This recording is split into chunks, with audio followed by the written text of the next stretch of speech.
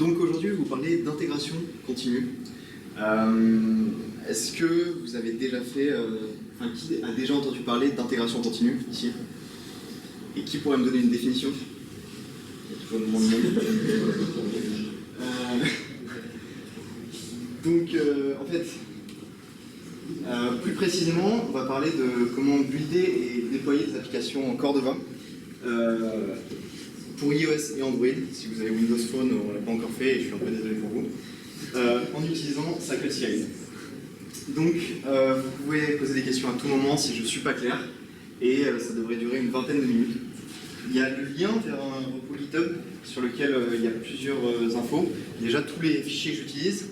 Et puis, il y a deux liens vers des applications, une application iOS et une application Android. Je vais faire une démo, je vais builder avec CircleCI l'application, et normalement, à la fin, vous pourrez la télécharger pour tester et vérifier que je ne vous raconte pas des bêtises. Donc, le plan est assez simple. Qu'est-ce que l'intégration continue? Pourquoi l'intégration continue? Et surtout, comment faire de l'intégration continue? Qui je suis? Je suis Elliot Andrés, je suis développeur junior. Pour l'instant, j'ai touché 6 applications hybrides en production. Vous pouvez à peu près me trouver sur beaucoup de réseaux sociaux /Elliot Andrés. Et je travaille donc chez BAM, au cas où vous ne seriez pas au courant. On fait des applications hybrides. Et pareil, GitHub et site web. Alors, qu'est-ce que l'intégration continue? Le concept est assez simple. Ça consiste à tout faire souvent et principalement à merger souvent. C'est le gros principe, c'est merger souvent, mais c'est pas uniquement faire ça souvent, c'est surtout sortir des nouvelles versions souvent, faire des refactos souvent, tester souvent, c'est une des implications les plus importantes, builder souvent, tester encore souvent, et aussi obtenir des feedbacks utilisateurs. Ça fait partie un peu des corollaires de l'intégration continue. Alors pourquoi on s'est aperçu que c'était important? À une époque, on faisait des grosses releases. Je pense par exemple à Microsoft Word, Microsoft Windows, où il y avait des équipes de dev qui développaient chacun de leur côté, et au moment où il fallait tout merger, tout mettre ensemble pour la release, ça posait des soucis, ça posait des problèmes parce qu'il y avait des problèmes d'intégration, il y avait des problèmes de dev qui avaient développé des features que d'autres devs avaient déjà développées. Et il y avait aussi le fait que si jamais vous avez un problème le jour où vous mergez tout, vous ne savez pas à quel moment il a été créé. Et ça, c'est quand même embêtant quand vous avez une codebase qui est assez énorme. Alors, c'est pas notre cas, mais repérer les problèmes très rapidement, c'est quelque chose qui a un gros avantage de l'intégration continue. Donc en fait, vous définissez le projet, ce que vous allez coder, et idéalement, vous codez pour la journée et vous mergez à la fin de la journée. Et évidemment, il faut des tests, mais ça, on en parle juste après. Et à la fin, vous avez une release, soit à la fin, soit à chaque étape. Donc, vous pouvez faire aussi du déploiement continu, c'est-à-dire qu'à chaque fois que vous mergez, vous pouvez déployer. On va en parler aujourd'hui, et je vais vous montrer comment déployer des applications iOS et Android hybrides tous les jours. Donc 6 principes de l'intégration continue. Déjà, avoir un repos de code principal et unique, où tous les devs push. Donc ça évite d'avoir des problèmes pour merger tous les différents repos ensuite. Automatiser le build et faire en sorte qu'il soit rapide. On ne peut pas avoir un build des tests qui prennent plusieurs heures. Faire en sorte que le build fasse les tests lui-même. Donc dès qu'il y a un problème, il faut que les tests puissent le détecter et on peut savoir d'où ça vient. C'est quand même quelque chose qui est essentiel et c'est quelque chose que vous ne pouvez pas faire si vous n'avez pas toute la codebase à un seul endroit. À chaque commit, il doit y avoir chaque commit sur la branche master au moins doit déclencher un build sur une machine d'intégration continue et donc déclencher les tests. Et évidemment, cette machine d'intégration continue, elle doit être au plus proche de votre environnement de production. Enfin, dernier point, automatiser le déploiement. Donc ça, c'est le déploiement continu. Donc en gros, l'intégration continue, ça vous sert pour vous, ça vous évite de coder des choses inutiles, ça vous fait gagner du temps. Mais ça sert aussi pour vos clients ou alors votre entreprise, ça vous permet vraiment de gagner du temps et de développer plus vite et mieux. Donc, la démo, on va faire un truc assez simple, c'est-à-dire que j'ai là ma petite appli Ionic, et je vais juste ajouter un texte random. Donc le premier à me dire son Pokémon préféré aura le droit d'avoir son Pokémon dans l'application. Arcana. Ouais, mais toi, t'es de BAM, ça c'est des cartes que je connais pas éventuellement. Vous connaissez pas les Pokémon? Pikachu. Donc, un peu facile. Ça s'écrit comme ça. Alors, hop, je vous mets le code juste là. J'espère que ça s'écrit comme ça. Pikachu, on va dire. Ok, donc juste après ça, moi, tout ce que je vais faire, c'est pusher. Là, je push sur master, c'est pas bien, ne faites pas ça chez vous. Normalement, on push sur une branche, on en parle juste après. Donc, hop, super, mon fichier a changé. Ok, j'ai rajouté Pikachu.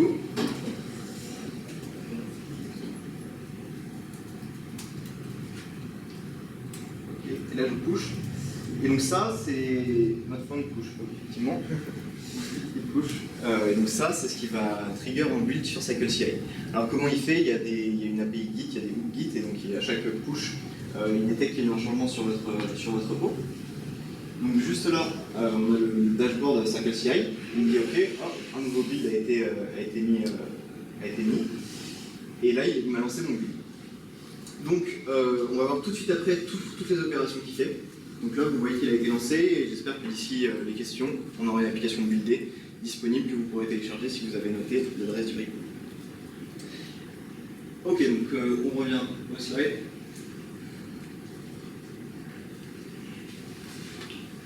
Donc comme je disais, vous ne faites pas ça chez vous, ne pushez pas directement sur master, vous faites votre branche, vous mettez vous faites une PR.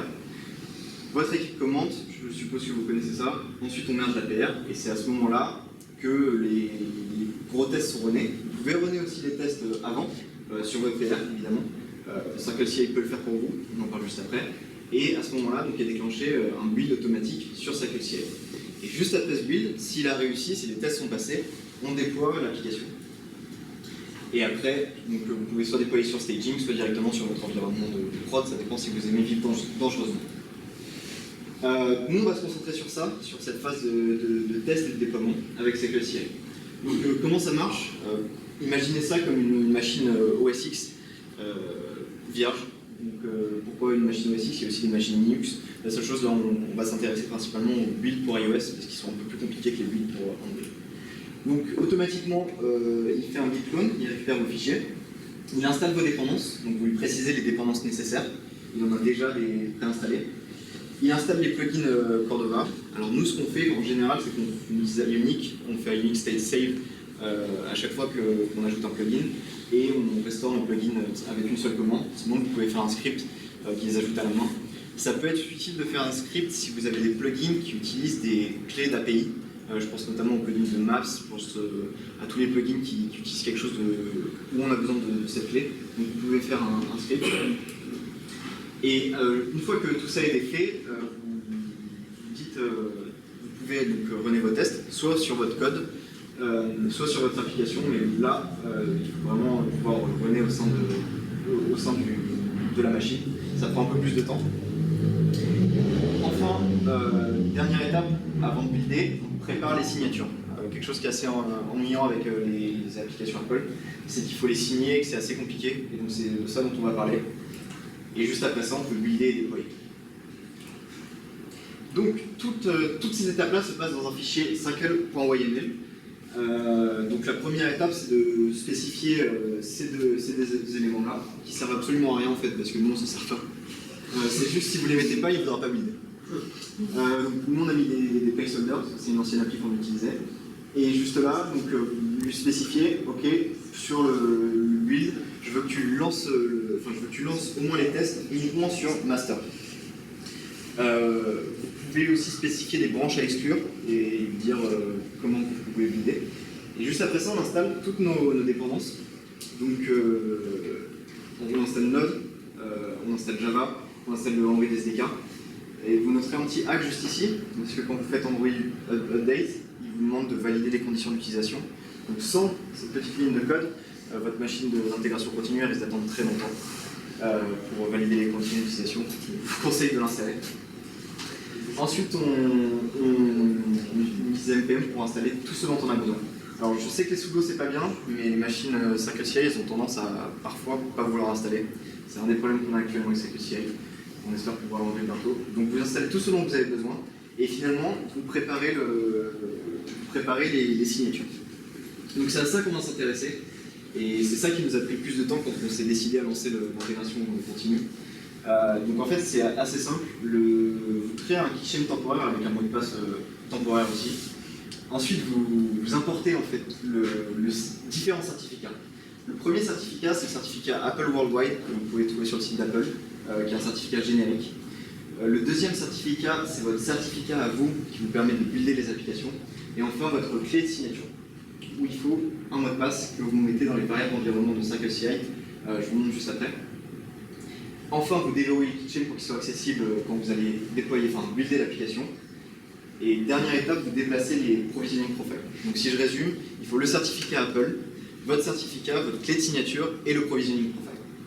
Et une fois que vous avez fait ça, vous pouvez, pour être sûr que ça build bien, vous déplacez ce fichier-là. Donc tout est dispo sur le repo GitHub qui dit avec quel profil il doit build. Donc, juste après avoir fait ça, si tout s'est bien passé, vous faites vos tests.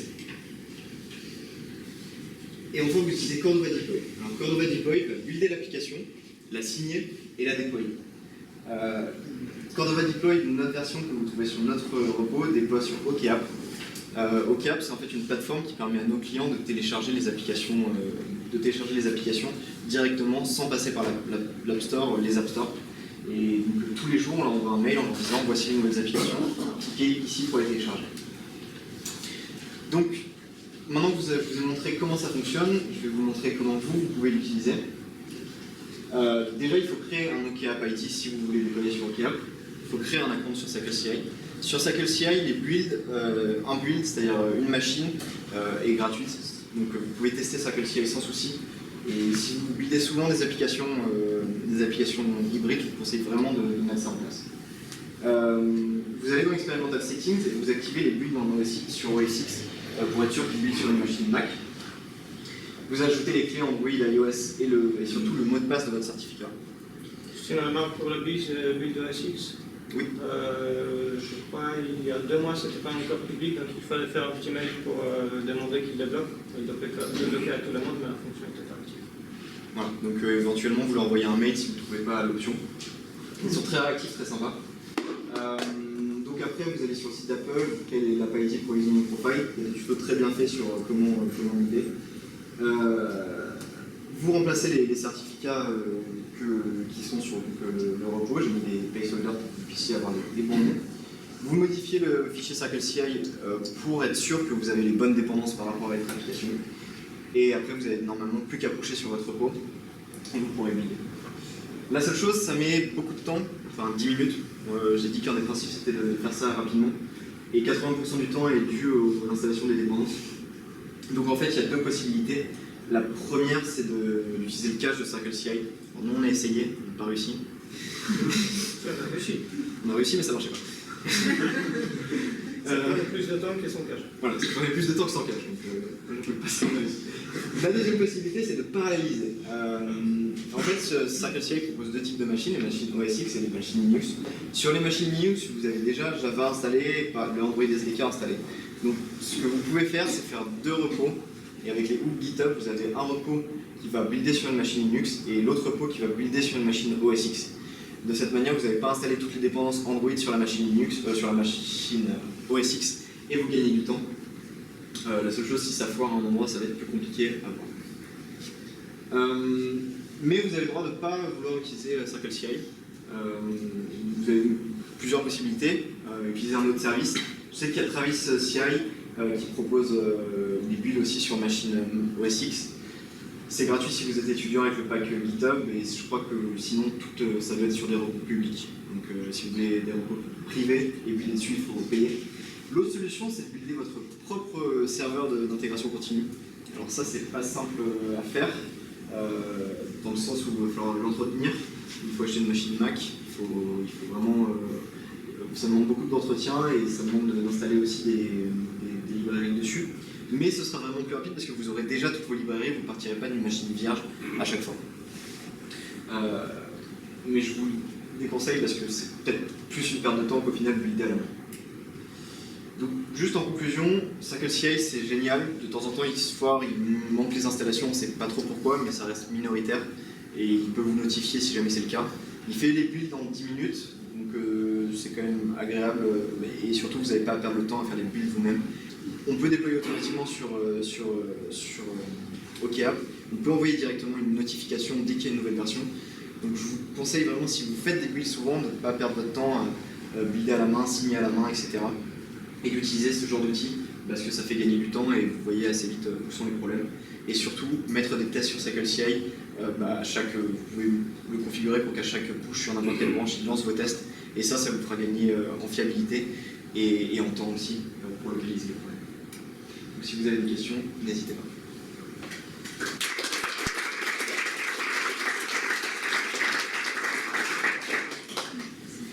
Est-ce que c'est un buildé? Ouais, c'est ça. Donc, hop, on a une corde Vadipa qui s'est bien passée. Et Tu peux parcourir juste. voilà, donc pour voir ce que ça fait. Donc ce qu'il fait, c'est que d'abord il vous fait croire qu'il est active le SSH. Vous ne pouvez pas activer ces deux machines basiques sans SSH. On va essayer pendant longtemps.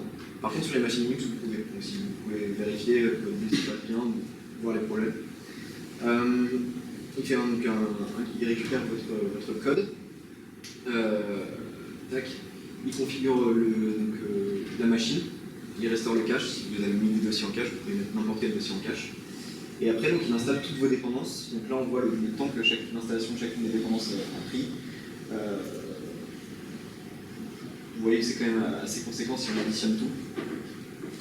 Et donc ensuite, il lance le npm install, il install, il prepare, et on a les signatures. Et juste après, donc, il envoie votre application sur OKApp, juste après l'avoir buildé. Donc leur site est vraiment très bien fait, vous avez vu, ça se fait en live, c'est vraiment très agréable à utiliser. Et donc si on va voir sur le repo iOS App, et donc là j'ai l'application iOS qui on voit vient d'être buildée, et je peux la télécharger depuis un...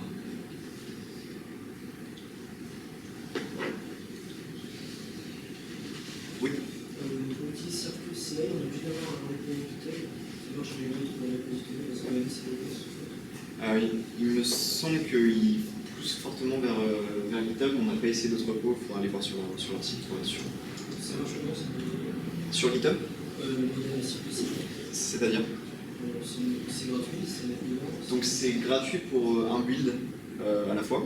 Donc si vous voulez plusieurs builds en même temps sur plusieurs machines, il faut payer. Je crois que c'est $50 par mois si vous voulez deux builds en même temps du coup. Et en plus des builds en même temps, vous pouvez activer la parallélisation, c'est pratique pour les gens qui ont beaucoup de tests. Donc ça permet aussi de gagner du temps. Donc grosso modo c'est $50 par machine, la première machine est gratuite. Oui. Tu peux pousser sur l'App Store? Est-ce qu'on peut pousser, Marek, je ne sais pas si tu sais, je sais qu'on peut pousser sur TestFlight, ça c'est sûr. Et sur l'App Store, je pense que c'est possible sur TestFlight. J'ai envie de passer par TestFlight, après il faut le mettre manuellement, je pense. Je le mets rarement directement le temps qu'après ça valide. C'est la transition manuelle de TestFlight vers le binaire, je pense que c'est toujours faisable. Et Play Store, ça aussi. C'est possible de paralyser le fait que, parce qu'à chaque commit, en fait, on réinstalle tout. Oui. C'est possible de faire l'installation qu'une seule fois et de...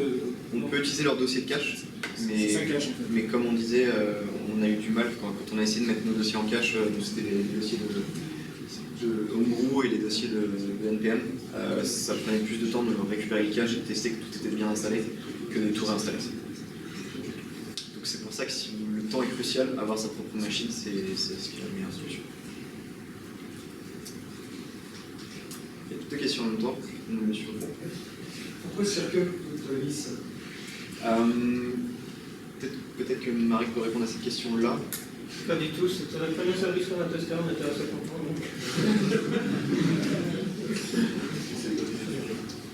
Oui. Est-ce qu'au niveau des tests, vous faites des tests unitaires sur le JavaScript? Est-ce que vous faites des tests end-to-end? Uniquement des tests unitaires sur le JavaScript pour l'instant. Et pourquoi pas en faire après, mais ce qu'on fait, c'est qu'avant de t'envoyer au client, on teste encore manuellement pour s'assurer que tout fonctionne bien. Vous avez pas testé le cross-factor ou un truc comme ça? Moi non, des gens ont essayé. En fait, le problème c'est qu'aujourd'hui, on cherche une solution qui permettra de tester à la fois les applications qui ont des éléments, des plugins natifs, des plugins du code JavaScript. Du coup, en fait, si on a par exemple un plugin de carte natif, Cross-factor c'est plus suffisant comme solution. Donc on cherche plutôt une solution qui nous permettra de tester tout, peu importe quelle est la stack technique.